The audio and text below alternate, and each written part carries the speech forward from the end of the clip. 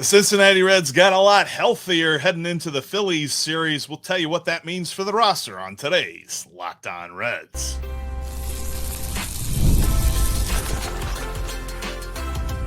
You are Locked On Reds, your daily Cincinnati Reds podcast, part of the Locked On Podcast Network, your team every day. Welcome into the Locked On Reds podcast. Locked On Reds is part of the Locked On Podcast Network, your team every day. My name's Steven Offenbaker. He's Jeff Carr. We love baseball. We love the Cincinnati Reds. We've been talking about them in podcast form for a combined 14 seasons. We love talking baseball with you. Thanks for joining us and making Locked On Reds your first listen each and every day. On today's show, the Reds did get a lot healthier. Back is Noelvi Marte. Back is Ashcraft. Gone are guys that we didn't even really want to see on the big league roster. Anyway, the Reds are better in a very important series out in Philadelphia. We're going to break all of that down. We're also going to be talking about that Philadelphia series here in a few minutes. That is the last of the gauntlet stretch. Good times are coming. Sunny skies are here again. It's going to be sunny in Philadelphia one way or the other, Jeff. I'm telling you. And then you get to play a little game of would you make the deal? You've got a very interesting conversation coming up a little bit later in the show about a potential trade that you think the Reds should or maybe shouldn't make. You want to find out what Jeff thinks? Stick around till the end on today's show. All right, Jeff. Today's show, by the way, brought to you by Game Time. I almost skipped that part. Download the Game Time app, create an account, and use the code LOCKEDONMLB for $20 off your first purchase over at Game Time. All right, Jeff, the Reds are getting a little bit more healthier. Back is Noelvi Marte. Back is Ashcraft. Noelvi Marte in the starting lineup here in just a few hours out in Philly playing third base for the Reds. Not gone is Rhys Hines. That was the speculation, right? Will Rhys Hines stay? Will Rhys Hines go? Rhys Hines also in the starting lineup out in Philadelphia today. Yes, their Reds are facing a couple of lefties today and tomorrow against Philadelphia, so it's good to see that Rhys Hines remains, and he's going to get a couple of more cracks at showing that he is a good Major League outfielder. But hey, happy Independence Day to all, and hoping that Noelvi Marte will do his best impression of Russell Case and say, "Hello, boys, I'm back," and hit a home run, because it would be great to see, because he was hitting really well down in AAA. Looks like he's got his timing back. Looks like he's healthy. It's good to get him back in this lineup, because it kind of feels like the Reds' third baseman for the last month has been you or you or you. And now we know it's going to be Noelvi Marte for the majority of this time, so long as he can kind of show what he was showing before he got hurt. Let's revisit that for just a minute, Jeff, because it's been a minute since we saw our guy, Noelvi Marte. After a very, very terrible 2024 season, coming off of all the things he was coming off, 2025 got off to a really good start. Hard to believe it was only 19 games that he was on the big league roster this season, but here we are.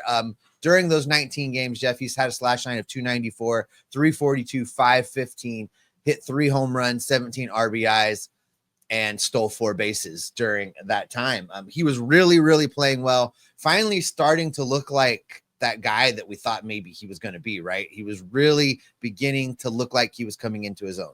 So I would like for everybody with Noelvi to reset their expectations. Push the reset button. Let's do a factory reset on our expectations for Noelvi Marte. He's been out a little while, and we saw what happened last time he was out for a little while. It took him a lot of time to get it going again. Now, I don't think it will be as extreme because he hasn't been as gone as long, right. But I do think it's going to take him a little bit of time to build back into where he was before the injury. And I'm glad that we're seeing him in the lineup in this one, because it would have been easy for Tito to just put Santiago Espinal in there and say that we're working Marte back into things and stuff like that. He's like, nah, he's going to hit the ground running. So I was glad to see that he's in the lineup for Friday afternoon's game here on July 4th. But I really think that he is going to be that kind of guy that can push the Reds over the edge a little bit. I've seen rumors that the Reds are linked to Ryan McMahon, or they're talking to someone else about a third baseman or something like that. Or, there's been discussions about should they look at an infielder. I think that all hinges on how Noelvi Marte plays over the next couple of weeks, because if he plays like he was before he got hurt and he remains healthy for a nice long period of time, then the Reds won't have to worry about an infielder. They will just need to get an outfielder. Oh my gosh, I wish I could just copy and paste that. I feel like don't you worry, Santiago Espinal is in the starting lineup, playing second base and batting ninth for the Reds today. He's still there. Playing a day off there, at least from playing second base. So yeah, Tito still found a way. Playing DH in today.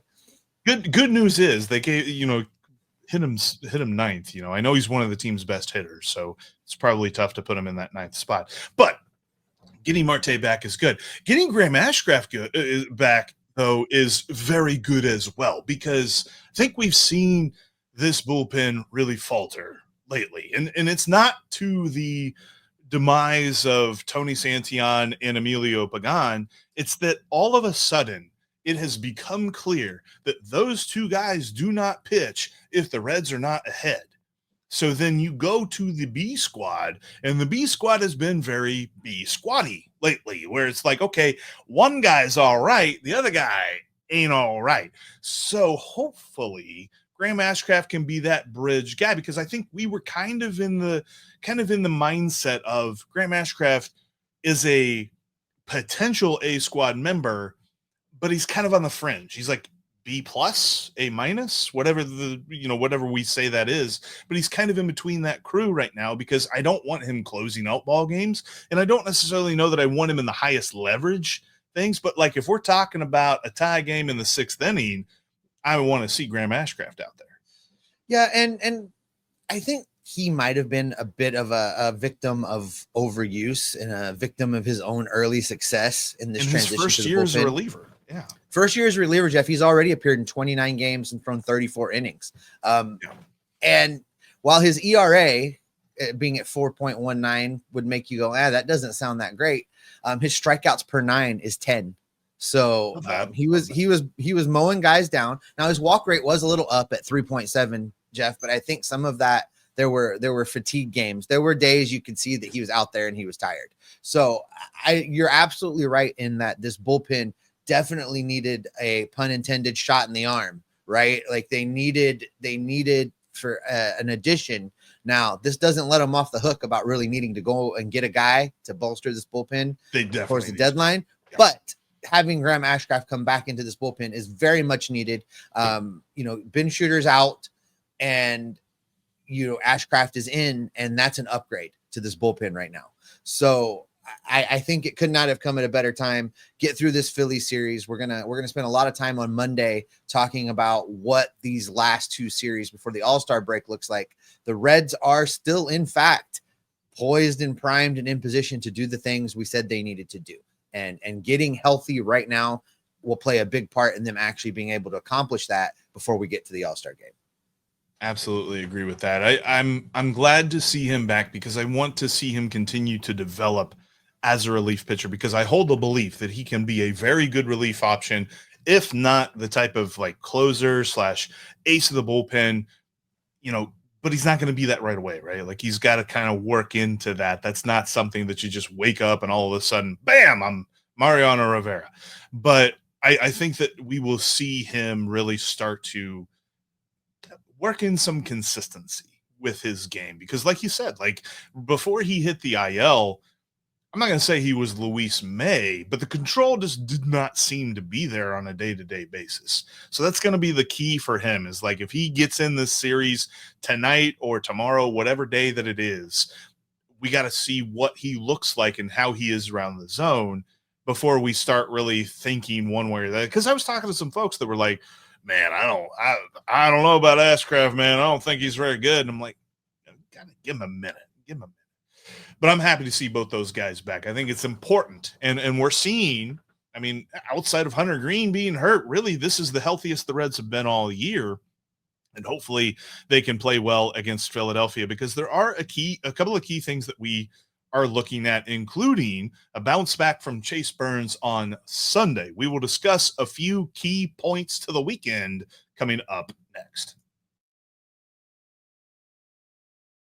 There's a big homestand coming up for the Cincinnati Reds, and the best way for you to get your tickets is through Game Time. You got to download the Game Time app today. They've got amazing last-minute deals when it comes to getting down to the ballpark or really any event that you go to, because they've got NFL, they got basketball, they got hockey, they got Broadway plays and all that good stuff.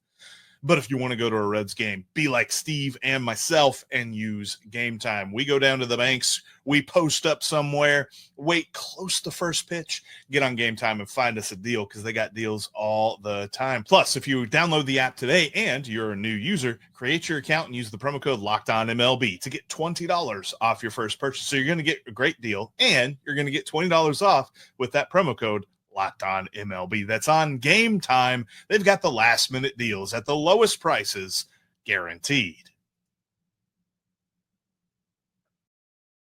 Appreciate you for making Locked On Reds part of your everyday routine. If you're not an everydayer, you can become one by hitting that subscribe button. We'll be with you all season long, as we are right now here on this July 4th day. Happy July 4th, everybody. Checking out the show today, but glad that you're alongside us. Make sure you become an everydayer, and everydayers, of course, get access to the Reds postcast with Tim Daniel, who goes live at the end of every Reds ball game. All right, Steve, big weekend coming up here. This is going to be a tough one, and I don't want to sit here and say that I am going to be happy with them winning 1 out of 3, but that's kind of where I'm at, because it feels like they are getting the best shot, probable starter-wise, from the Philadelphia Phillies, who, in my opinion, are the best team in the National League outside of the Los Angeles Dodgers. So that means with it, there's going to be a couple of storylines that follow along. And the first one for me is what happens on Sunday, because Sunday, the Reds face the immutable, the ineffable Zack Wheeler, who has been amazing at pitching for a very long time now. And on the mound for the Reds will be Chase Burns. And I still believe in the talent of Chase Burns. I'm not going to jump off of the Burns bandwagon after one start that I think was a little bit fluky.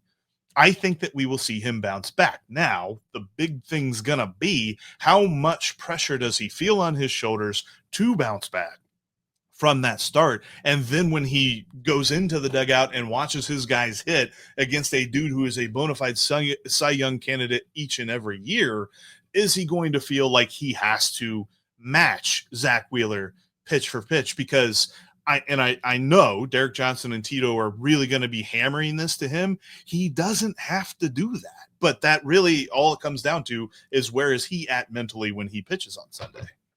The Reds could do a couple things to help take the pressure off of Chase Burns. And the first of those is going to occur here in just a couple hours, Jeff. Andrew Abbott needs to go out there and be Andrew Abbott and kind of try and dominate this Phillies lineup. The best way, the one Reds, game they have the pitching advantage. Yeah. Right. So they really need to get off on the good foot and have a good start. The Reds could take a lot of pressure off of Chase Burns just by having this series sewn up by the time he ever takes the mound. I would love for it to not be a game where the series is on the line already. I would love for the Reds to have already won 2. Abbott and Lodolo going in games 1 and 2 of this series. I think, Abbott's been Abbott, and which Lodolo do we get? If good Lodolo shows up tomorrow, and the Reds could lock this series up, I think that goes a long, long way. To your point about Chase Burns, absolutely all eyes are going to be on him. There's no way that he's not going to be feeling it a little bit. As far as a personal expectation standpoint, I am really interested to see what they've worked on, what they've done between that last start and now.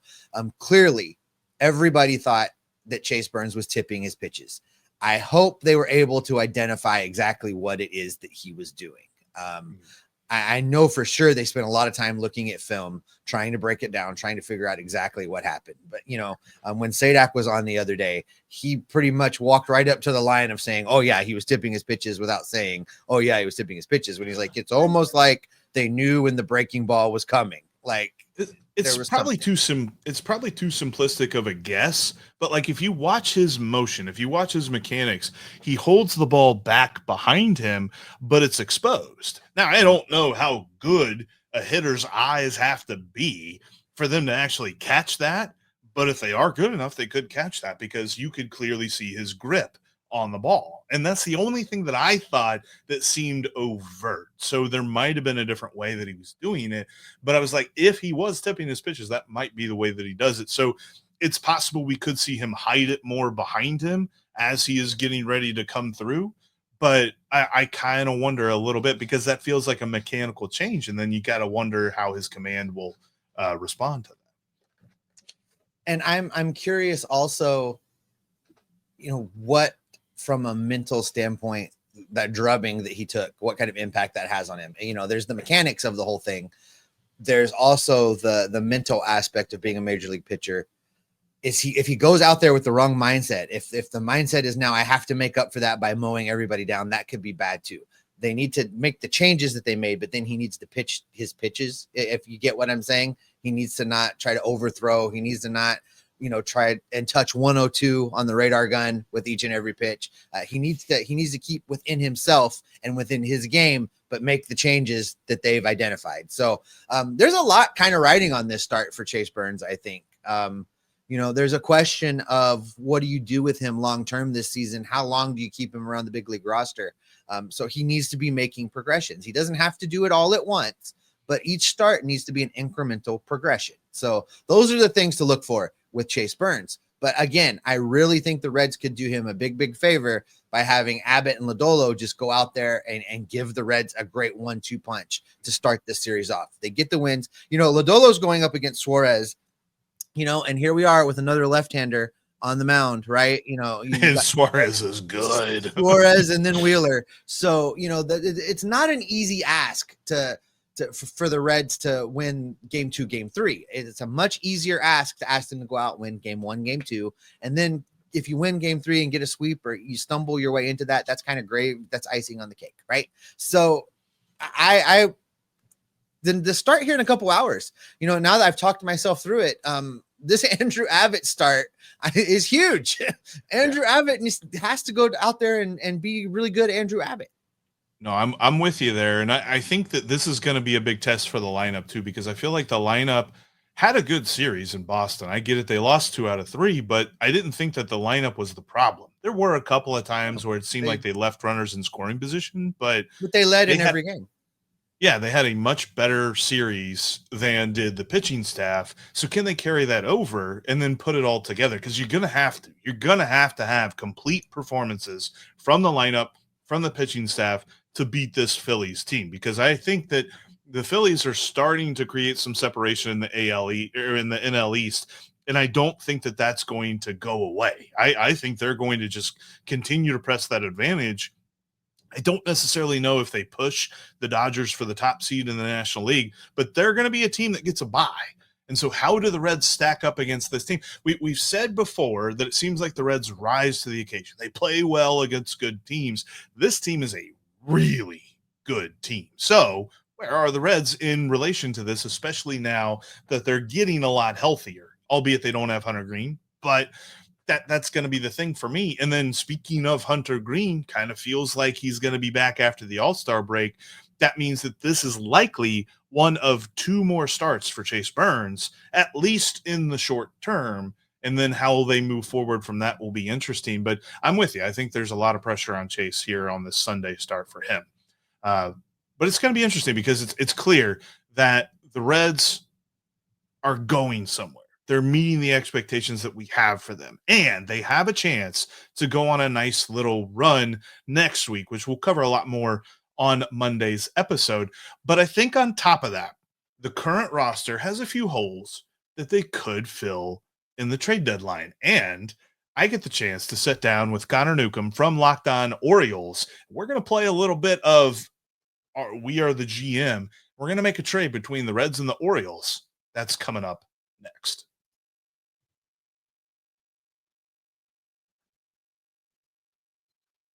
Ryan O'Hearn could be one of the best hitters on the trade block at this year's trade deadline. He is an impending free agent. He is on a pretty bad Orioles team, and he is an all-star starter.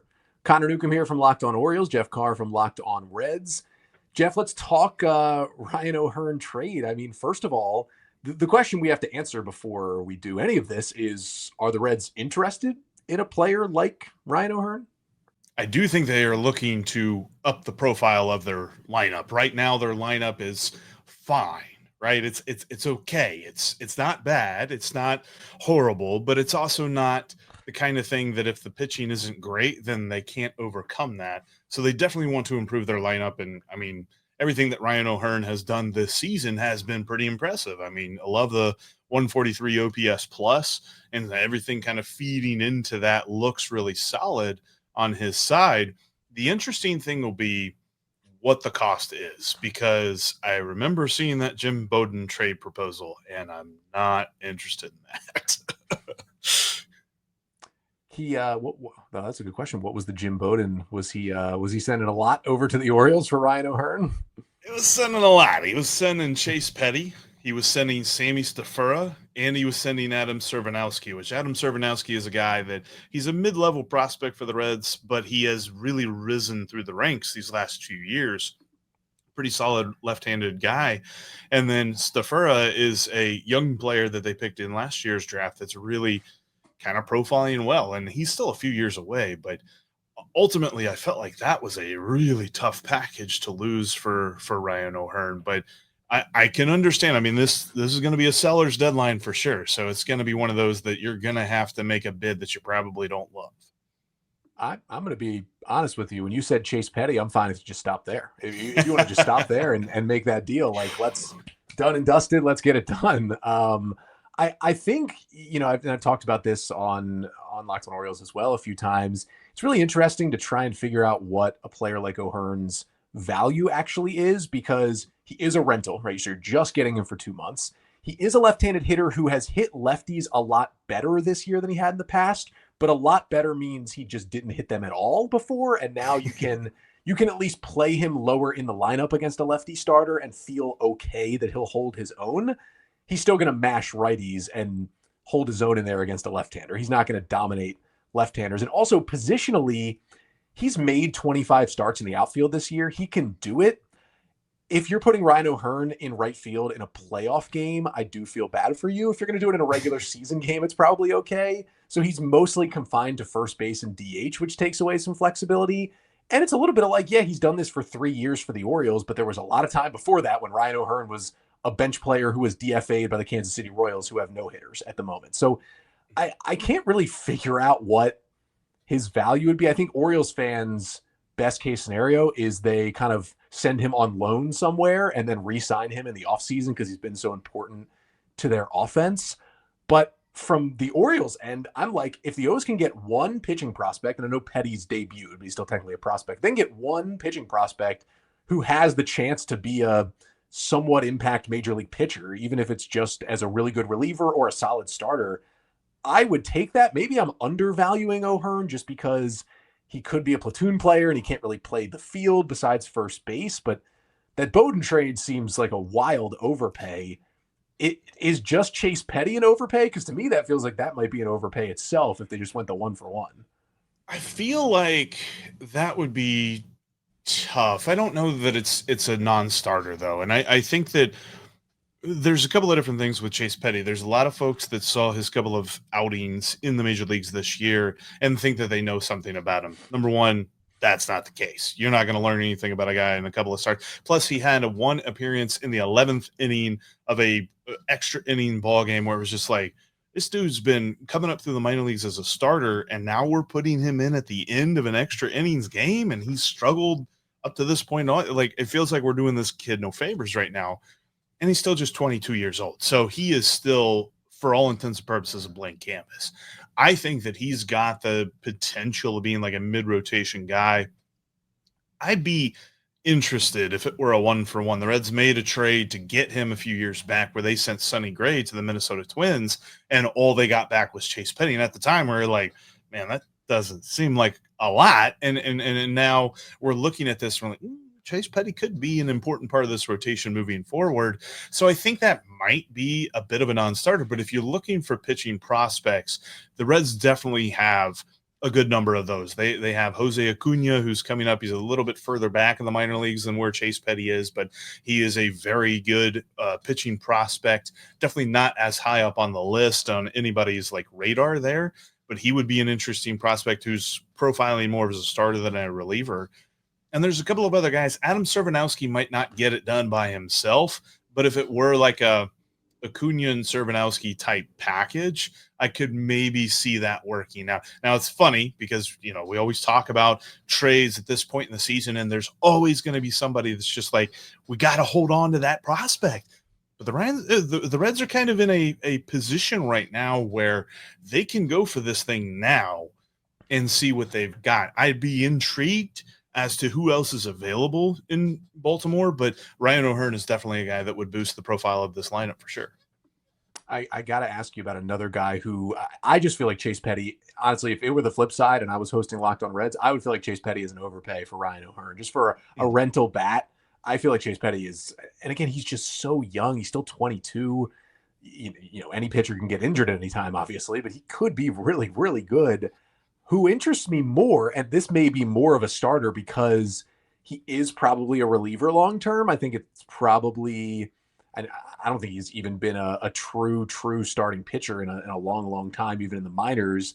Is Luis May is somebody who really intrigues me because he's quote unquote big league ready. I know he's in AAA at the moment, I believe, with Cincinnati, but he's been up for a little bit this year. Great stuff. Sometimes doesn't know where the ball is going, it seems like.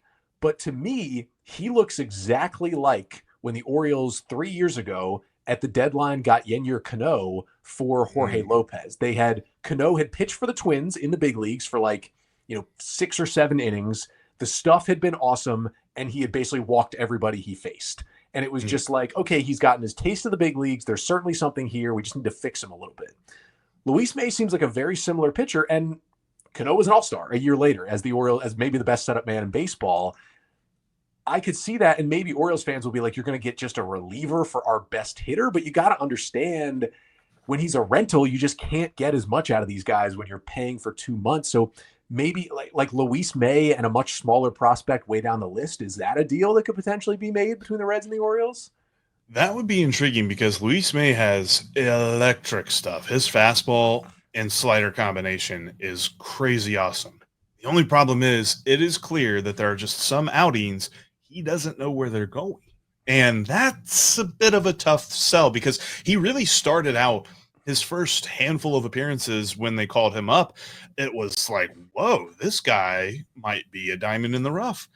And then he went like 3 or 4 straight appearances of walking multiple guys and giving up some hard contact. And you're like, okay, so he's definitely still got work to do to get to that point. But he would be interesting. I think if you're telling me it would just be a 1-for-1, I'd do it. I'd also be intrigued at this because I've been looking at the Orioles a lot, but not for the lineup, for the bullpen, because the Reds need bullpen help. Any contending team needs bullpen help. And you mentioned a name that I'm very interested in Yennier Cano.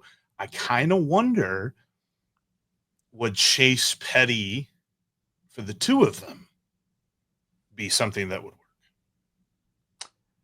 I think you've got Mike Elias's ear on that one, and you've certainly got mine. Cano's been interesting because he has so much team control. I don't think he's a free agent until after 2029 or maybe 2030. It would be like a better version of that Sam Moll deal that the Reds did. What was that, a year or two ago, where they just went and got a reliever with like 7 years of control to just add to their bullpen?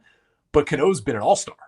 Now, he did just spend a week in AAA because he's had a little bit of struggles, and then they just called him back up the other day. But still, overall, he's at worst a great middle reliever, and he could easily get back to that dominant setup man that he was.